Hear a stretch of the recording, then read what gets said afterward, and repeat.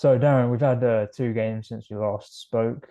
Two very different games. One very good win away at Gateshead, and then an end-to-end draw on Tuesday. What were the main takeaways from those performances from you?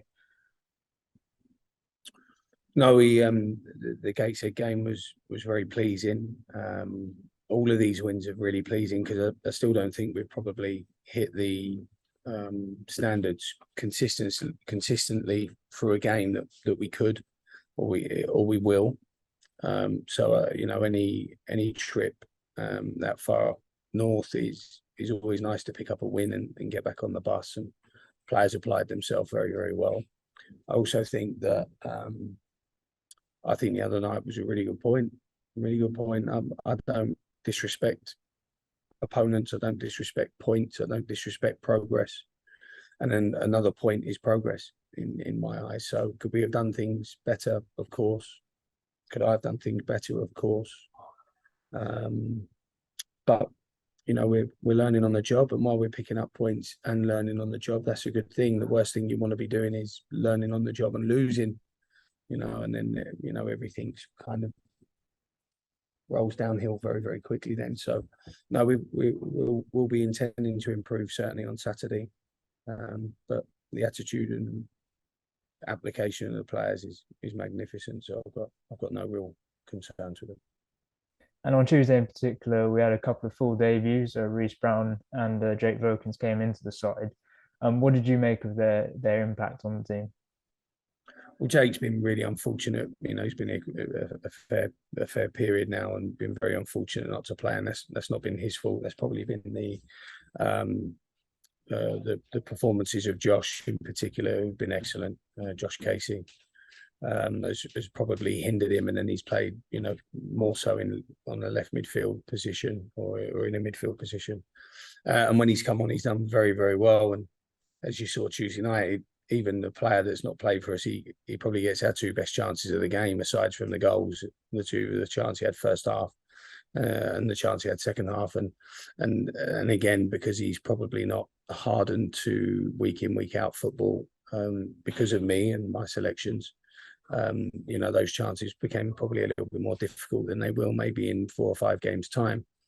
But Jake is a wonderful player. I've told Jake already, I hope he's with us for the whole season. He's a wonderful player, the best of guys. I mean, a great guy, good professional, desperate to play, but respectful, brilliant teammate for his squad, for the other members of the squad. And Reece is Reece. Reece is an exciting player. He's got lovely balance and composure. You never see him falling over and off balance and sort of striking or executing any technique whilst not in complete control. And he's very, he is different to what we had in the squad. And I'm glad he got his goal the other night. He had a good chance away at Gateshead. And Reece will get better with fitness. That'll be it. The transition between part-time and full-time is going to take a while. And he'll get better, but I'm really happy with both of them. Really happy. And Jake in particular, because he's had to probably work a little bit longer than others to get in the team. And on Tuesday as well, we obviously had a few absentees: Lofty, Gregor Cox, and Rolls as well. Wasn't on the bench. What is the squad looking like ahead of the weekend, and what are their situations in particular? Well, Lofty was because of concussion away at Gateshead. I thought he was fouled probably more than any player I've ever seen fouled in a single game that day. But so Lofty has to go through a process and a protocol that's driven by the doctor. It's nothing to do with me or the physio. It's doctor led. So Lofty is kind of a trial and error. He's a certain way along that pathway, that process pathway, and we'll see how he goes for the weekend. Or Tuesday, but it should be sooner rather than later with Kyron. Reece, we took him off at half time against Gateshead because of a tight hamstring. That hamstring is still there up until yesterday. It'll be touch and go again for Saturday, but more likely Tuesday, I'm hoping. Wilkinson came off with a tight calf. We're kind of still diagnosing that. Jack got a back injury in training on Monday, doing, I don't know, squeezing a flannel really tightly or something like that. It was ridiculous, the injury, but it's hurt his back. But he should be okay. Have I missed anyone out?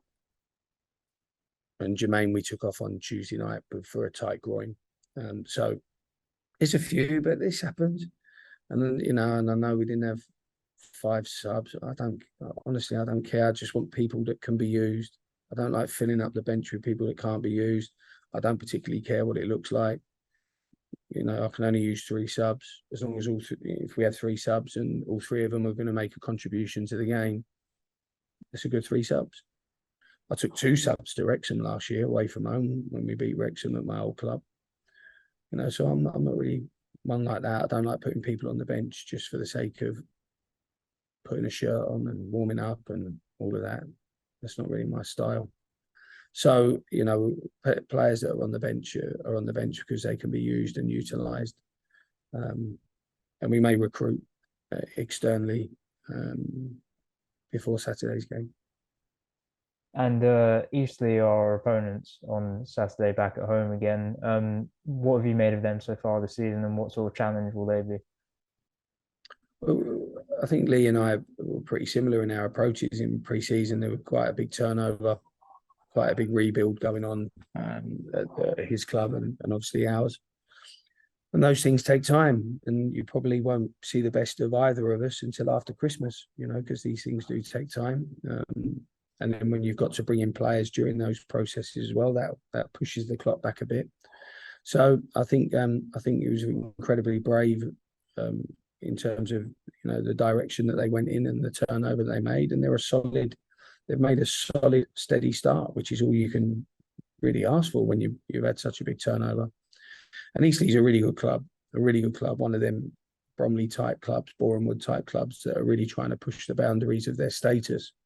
And Lee's managed and led that very, very well, and brilliant ex-player, by the way, and good guy. So this will be tough. We saw that last year. They brought a really under-strengthened side to us at the end of last season, and well and truly beat us. So now we're more than familiar with how strong Eastleigh can be, and there's a couple of players in there that I've worked with before, and good players.